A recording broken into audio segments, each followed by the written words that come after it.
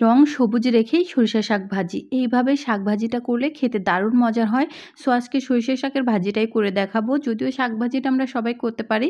তারপরে অনেক ক্ষেত্রে দেখা যায় কি শাকের কালারটা চেঞ্জ হলে কিন্তু ভাজিটাও খেতেও ভালো লাগে না, দেখতেও ভালো লাগে না। সো আজকের শাক ভাজিটা কিন্তু একেবারে গ্রিন কালারই থেকে যাবে। তো শুরুতেই শাকগুলোকে আমি বেছে খুব ভালো করে পরিষ্কার করে নিচ্ছি। শাকগুলো কিন্তু দেখতেই পাচ্ছেন একদম ফ্রেশ আর কচি। এরকম শাক ভাজি খেতে কিন্তু দারুণ মজার। সো তারপর আমি শাকগুলোর পানি ঝরিয়ে নিচ্ছি। পানি ঝরিয়ে নেওয়া হয়ে গেলে তারপর চুলায় বসিয়ে দিয়েছি। এখন খুরচুনের যে পিছন সাইডটা এটা দিয়ে আমি এটাকে নেড়েচেড়ে দিচ্ছি। গ্রামে যদিও বা শাক ভাজিটা এরকম নেড়েচেড়ে দেওয়ার জন্য বাঁশের কিন্তু চিকন চিকন লাঠি তৈরি করে আমাদের ওইদিকে।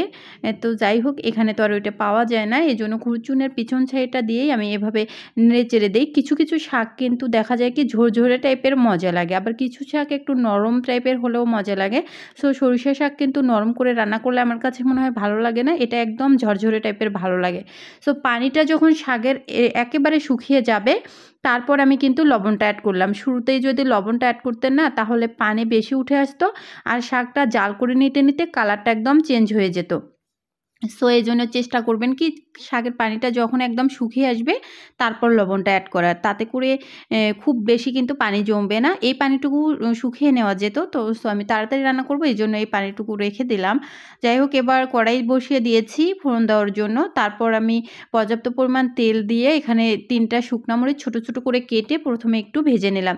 তারপরে এখানে বড় সাইজের 2টো রসুন কুচি করে দিয়েছি। তারপরে এখানে দিয়েছি কাঁচামরিচ, দুটোকেই একটুখানি ভেজে নিয়ে এখানে আমি পেঁয়াজ কুচি অ্যাড করে দিয়েছি। এখানে বড় সাইজের 2টো পেঁয়াজ কুচি নিয়েছি।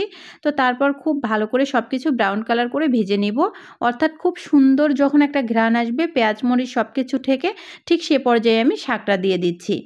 তারপর এখানে খুব ভালো করে আবারও নেড়েচেড়ে দিচ্ছি, অর্থাৎ ঝরঝরে করে নিচ্ছি। শাকের যে হালকা দলা দলা ভাব এটাকে আমি খুব ভালো করে ছেড়ে নিচ্ছি। এইভাবে শাক ভাজিটা একবার করে দেখবেন, বিশ্বাস করুন দারুণ টেস্ট হয়। আর দেখতে পাচ্ছেন কালারটা মাশাআল্লাহ এরকম সবুজ। আর শাক রান্নার ক্ষেত্রে কি করবেন, এরকম সিলভার টাইপের একটা হাঁড়িতে কিন্তু শাকটা রান্না করলে দেখবেন কি কালারটা ঠিক থাকে। আর শুরুতে লবণটা অ্যাড করবেন না, তাহলে কিন্তু ওই যে পানিটা বেশি উঠে আসে। আর শাক রান্নার ক্ষেত্রে কখনো শাকটা ঢেকে রান্না করবেন না, ঢেকে রান্না করলে না কালারটা চেঞ্জ হয়ে যায়। এই 3টা নিয়ম ফলো করে শাক ভাজিটা করে নেবেন। শাকটা এরকম একবারে সবুজ থাকবে, দেখতেও যেমনটা ভালো লাগবে খেতেও দেখবেন অনেক ভালো লাগবে। শাকের কালার চেঞ্জ হলে কিন্তু টেস্টটাও নষ্ট হয়ে যায়, এটা খেয়াল করে দেখবেন। সো কথা বলতে বলতে শাক ভাজিটা কিন্তু রেডি, চুলা থেকে নামিয়ে ফেলছি। রেসিপিটা যদি ভালো লাগে তাহলে অবশ্যই ইউটিউব ফেসবুক যেখান থেকেই দেখেন না কেন চ্যানেলটিতে সাবস্ক্রাইব করে আমার পরিবারের সদস্য হয়ে যাবেন। আর ভিডিওটা দেখার পর যদি আপনার কাছে মনে হয় একটুও ভালো লেগেছে তাহলে অবশ্যই একটা হলেও লাইক কমেন্ট শেয়ার করে পাশে থেকে যাবেন।